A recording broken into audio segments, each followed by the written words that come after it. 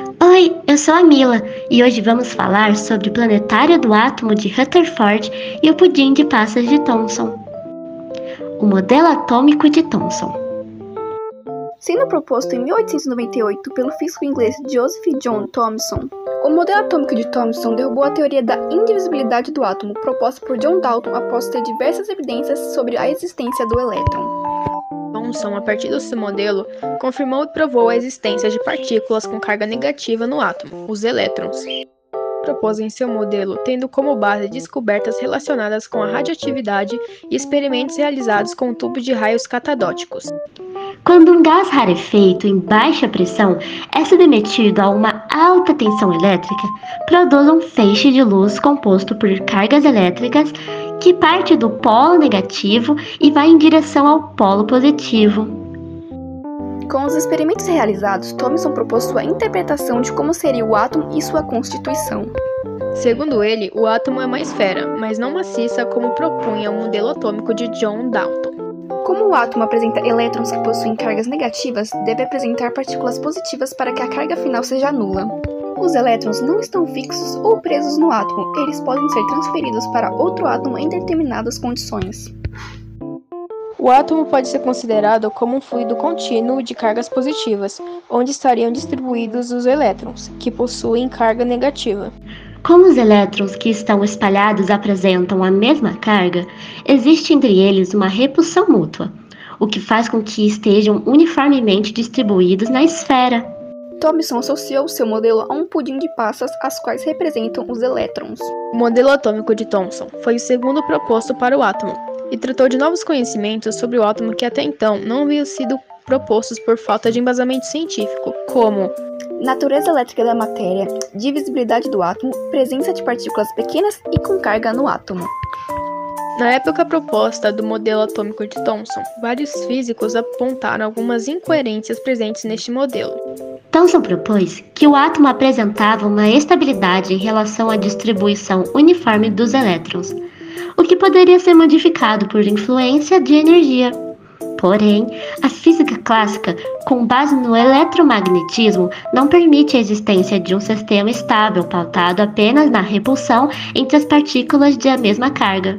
Para Thomson, os elétrons estão distribuídos uniformemente no átomo, porém, eles têm a capacidade de se deslocar de forma acelerada. O modelo de Thomson era muitas vezes ineficaz para explicar propriedades atômicas, como sua composição e organização.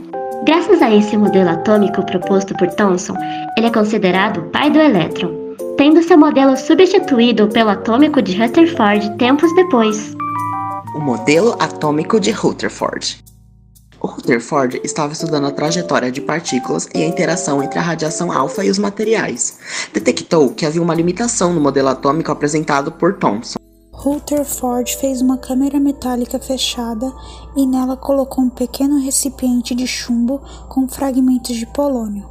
Na frente desse recipiente, que tinha uma abertura, ele posicionou uma lâmina de ouro bastante fina, coberta por uma película de sulfeto de zinco. Tudo isso estava conectado ao microscópio que era capaz de girar a 360 graus, em torno da lâmina de ouro. O objetivo era analisar a incidência de partículas que penetravam através da folha e desintegravam-se espontaneamente.